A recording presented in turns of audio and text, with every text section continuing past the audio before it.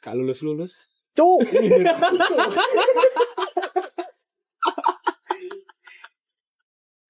Gak lulus-lulus. Cuk. FYI, man. Aku semester 12. Aku semester 6, guys. Enggak, tapi aku ya, ini pembahasan menarik juga sebenarnya. Menjadi mahasiswa yang nggak lulus-lulus itu menurutku tidak selalu buruk. Karena Tergantung konteks. Kamu menjadi mahasiswa yang nggak lulus-lulus itu karena apa dulu? waduh, Karena studi case ini akan aku lakukan ke diriku sendiri dan juga ke orang-orang yang beberapa aku kenal. Kalau kamu menjadi mahasiswa yang nggak lulus-lulus, tapi alasannya karena misal males, kakean dolan, drag system. menurutku itu adalah suatu hal yang negatif ketika kamu menjadi mahasiswa yang nggak lulus-lulus karena Males. malas dan lain-lain. Drag system anjir. Sebenarnya mostly alasan mahasiswa nggak lulus-lulus itu karena mereka nggak fokus pada kuliahnya. Betul. Apapun itu backgroundnya, termasuk aku. Aku termasuk orang yang memang pada waktu itu nggak fokus sama kuliahku. Makanya sampai bablas semester 12 saat ini. Selain itu karena aku cinta pada kampus. Donatur kampus. Anjing. Sepuh anjir. Artefak. Artefaknya. Loh, FYI, ketika aku ngampus, banyak dosen-dosen yang aku nggak kenal, man. Yang secara senioritas di kampus lebih senior aku daripada mereka. Anjir. Anjing. Secara senior. Lah, aku lebih senior, man. Aku lebih lama, Cok. Mereka masuk baru setahun, 2 tahun. Aku 6, man. Anjing. Donatur kampus coy. Ngeri, anjing. Terus, kalau alasanku sendiri kenapa aku pada waktu itu nggak lulus-lulus. Ini aku akan mulai dari kata-kata adalah doa. Ketika aku semester 1, aku pernah berandai-andai sama koncoku. Pada waktu itu aku ngomong gini, aku nanti mending lulus telat, tapi sebelum lulus aku sudah punya pekerjaan pasti. Daripada nanti ketika aku sudah lulus, aku kesulitan mencari pekerjaan dan gak punya pengalaman. Dan pada saat itu juga aku berandai-andai, aku menghayal kalau let's say misal di kampusku ada apartemen. Dan aku menghayal ke anjing, andai kan aku punya pekerjaan sendiri, bisa membiayai kuliahku sendiri dengan gaji sekian, kayaknya aku nggak bakal ngekos di kos-kosan yang kos mahasiswa pada umumnya. Disclaimer. Ketoknya apartemen asik, Cuk. Sumpah, men. Itu obrolanku malam hari dengan temanku ketika aku jalan-jalan di Surabaya. Anjing, tinggal di apartemen asik koyoke. Soben lah, nek gajiku semene aku bakal ning apartemen. Itu padahal cuman sebatas kata-kata dan harapan kosong sebenarnya. Dan pada akhirnya di semester 7 semua terjawab. Anjir. Pada akhirnya, men, aku mendapatkan pekerjaan di semester 7 yang awalnya cuma sebatas coba-coba dengan gaji yang pada waktu itu masih belum terlalu banyak. Sampai pada akhirnya lama-lama seperti bola salju, pekerjaan ternyata menjadi semakin serius, gaji juga alhamdulillahnya pada waktu itu naik, dan aku mendapatkan pekerjaan di Jakarta. Kuliahku di Surabaya, tinggal di Lamongan.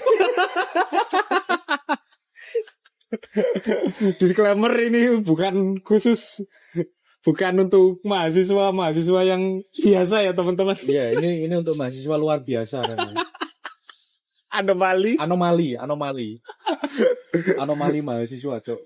Mendapatkan pekerjaan di Jakarta dengan gaji yang ya cukuplah untuk menghidupi diri sendiri dan juga untuk standar orang sana.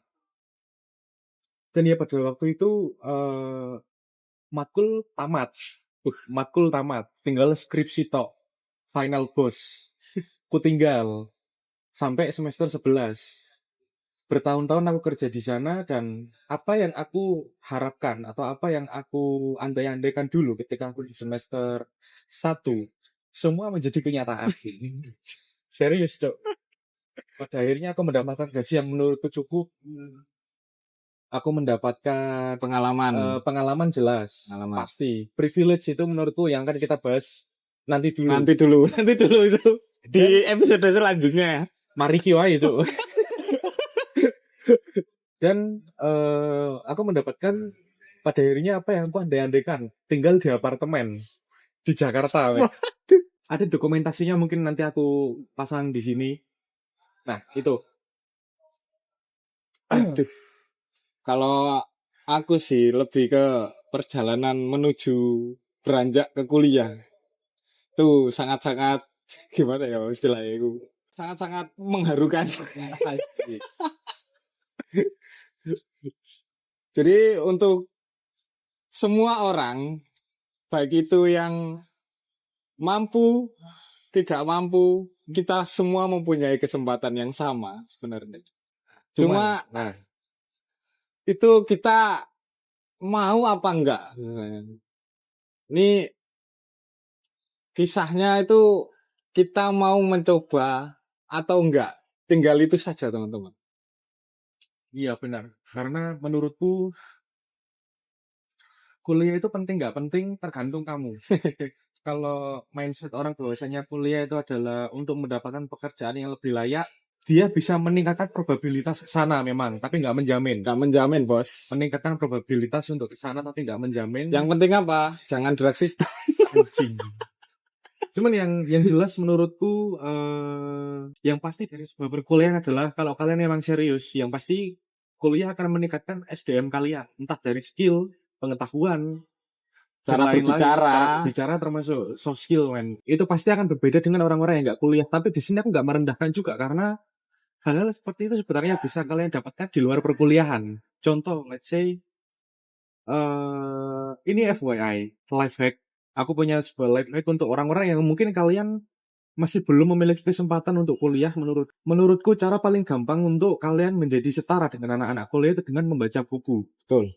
Membaca buku, membaca jurnal yang bisa kalian dapatkan gratis di internet, dengan buku yang bisa kalian dapatkan gratis juga di internet, tapi mending kalian beli, karena untuk menghargai penulis. Menurutku ketika kalian bisa untuk membeli sebuah buku, mending beli, dan ketika kalian bisa membaca, kalian bisa memahami apa isi dari buku tersebut. Kalian bisa setara, men, SDM-nya dengan anak-anak kuliah menurut. Karena kuliah itu kan kita mempelajari dua hal. Skill jurusan, let's say misal kalau kalian anak mesin pasti mempelajari mesin, anak seni mempelajari seni, psikolog mempelajari psikologi. Nah, itu skill yang mungkin bisa didapatkan di luar tapi agak sulit. Nah, ada skill kedua, skill berorganisasi, skill berbicara, skill leadership, kepemimpinan, cara berpikir, dan lain-lain. Nah, itu bisa didapatkan di luar perkuliahan. Sebenarnya itu. Iya.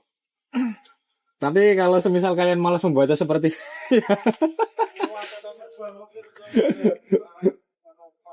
kalian diwajibkan untuk kuliah, guys. Anjing, nggak menjamin juga, karena sekarang kita melihat dari statistik yang lain bahwasanya kenapa kuliah itu hanya meningkatkan probabilitas, karena di sekitaranku juga, orang-orang di sekitarku juga ada beberapa yang memang mereka kuliah tapi perkuliahan mereka sia-sia. Karena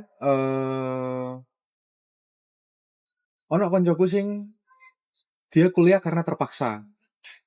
Mungkin dia karena tidak ada keinginan, secara SDM juga tidak mencukupi untuk memakan bangku perkuliahan ibaratnya. Pada akhirnya kuliah sia-sia, men. Sia-sia karena ya apa yang dia pelajari di sana nggak dapat, apa yang harusnya dia perjuangkan, atau yang ya value-value yang bisa kita dapatkan di kampus tuh dia nggak dapat sama sekali. Lah itu mergo apa Pak kira-kira? Ada banyak faktor. Bukan banyak faktor sih, ada banyak kesalahan yang dia lakukan sebenarnya. Let's say, contoh, karena ini adalah salah satu pelajaran buat orang tua, atau mungkin kita kelak ketika memiliki anak. Kalau anak kalian enggan untuk kuliah, mending gak usah dikuliahin. Dia dari awal emang udah nggak pengen, dan karena dia kuliah secara terpaksa, otomatis kuliahnya nggak serius. Yang pada akhirnya ya dia sering bolos dan lain-lain, dan itu dia pasti akan berakhir DO. Dan akhirnya jadi drag system enggak. Terus ini juga dark system di beberapa beberapa anak lah, aku nggak akan menyebut itu sebagai kampus karena ini kembali ke pribadi masing-masing bahwasanya mahasiswi open BO itu sudah bukan hal yang lumrah.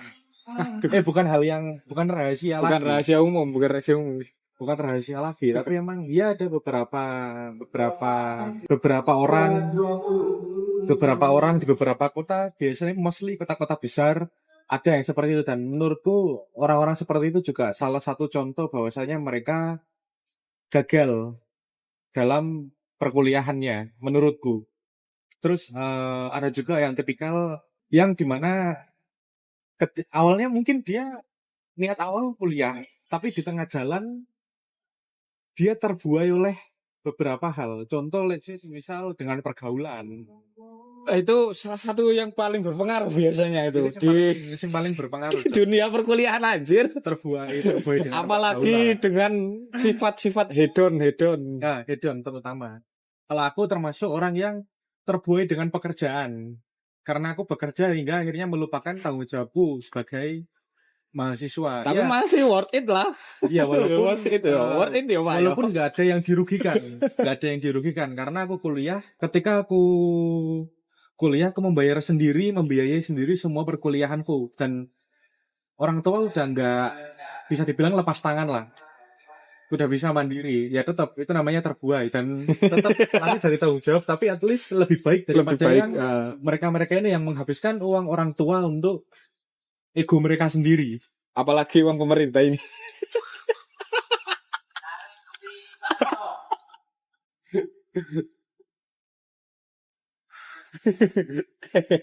Enggak, tapi so far di sekitarku aku belum pernah melihat ada anak yang beli iPhone pakai uang KIP. Tapi di beberapa komentar-komentar orang di sosmed dan lain-lain banyak yang bercerita kalau teman-temannya ada yang beli hedon-hedon pakai uang KIP, ada. Cuman di sekitarku so far masih belum. Dan semoga enggak lanjut. Nah, jadi mungkin aku nyeritakno kisahku ya Pak ya terkait pas kuliah iku sebenarnya latar belakangmu sendiri dari keluarga yang seperti apa? Dari latar secara garis besar ya dari latar belakangku keluarga iku ya mungkin cukup untuk kehidupan sehari-hari, tapi untuk biaya pendidikan dan lain-lain itu enggak nuntut Pak sebenarnya. I see. Dan untuk biaya rumah pun orang rumah sendiri pun rame Pak. Rame lah pokoknya lah. Dalam istilah rame itu banyak orang di rumah. Jadi nasi dan lain-lain itu kan juga harus banyak juga. Nah makanya di rumah neoma iku gawe kebutuhan wong sakmonake kan mau iso gawe urip tok sih sebenarnya. Yo nek pendidikan yo cuma bisa mengcover sampai SMA. Untuk saat ini, ya mudah-mudahan nanti berubah lah. Amin. Gitu. Dan aku biyen niku duwe statement ngene, Pak. Duwe pernyataan ngene, dalam hatiku dhewe. Nek hatiku dhewe aku ngomong ngene. Nek aku gak oleh beasiswa aku gak kuliah. Sampai koyo ngono pasti. Karena memang untuk melangkah ke jenjang perkuliahan menggunakan uang pribadi memang pada saat itu tidak memungkinkan. Pada saat itu tidak memungkinkan yo gak iso juga sih sebenarnya. Yo mungkin bisa tapi pas waktu itu kuliah yang mau aku masuki itu medannya di sekitar perkuliahan itu pekerjaan masih minim sekali. Karena kampusku itu se desa-desa gitu loh, Pak. Bukan di kota kampus saya itu. Kampusku dudu nek kota, Pak. Tapi ndek desa-desa dan iku pelosok. Jadi yo sampean cerah dhewe kan pekerjaan ndek kono kaya apa? Kampus tengah hutan. Ya mungkin jasa iki Cuk, manjat kelapa. Kayak beruk anjing.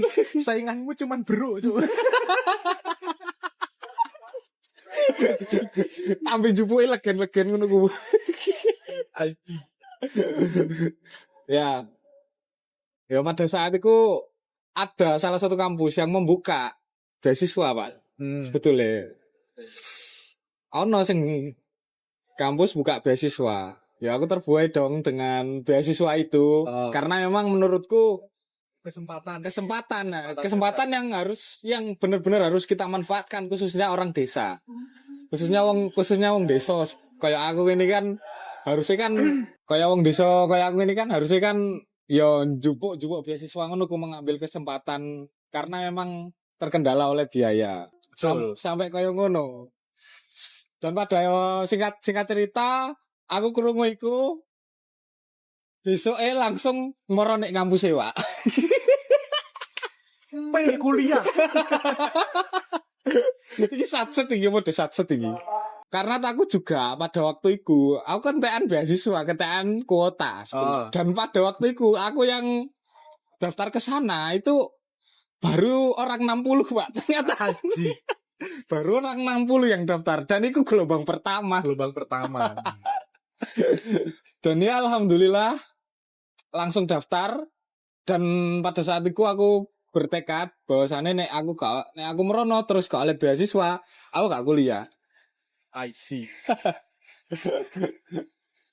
Ya bukan gak kuliah terus nganggur jadi asisten. Mungkin mencari jalan lain atau di kesempatan berikutnya. Betul. Mungkin kita bisa biar kan beasiswa kan juga minim 3 tahun sebelumnya. Enggak, tapi untuk orang sepertimu ya, yang kamu cari dari kuliah itu apa sebenarnya? Pada waktu itu dan mungkin pada saat ini kan kita kadang bisa berbeda tujuan. Betul. Sebenarnya aku hanya pengen sebenarnya aku mau pengen hobi. bukan hobi, tapi di sisi lain lingkungan. Kan di sekitarku kan aku kan dulu kan di SMA kan yo aktif organisasi.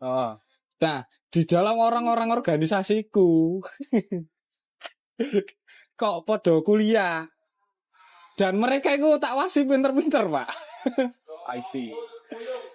Dalam hati yang paling dalam, aku ingin seperti mereka. Aku ingin seperti mereka. Pokoknya aku iso kudu dadi koyo dekne. Nah, makane aku pengen kuliah mergo ya iku ngasih teko wong-wong. Aku kok ngasih caiku iso ngomong dek ngarep pinter.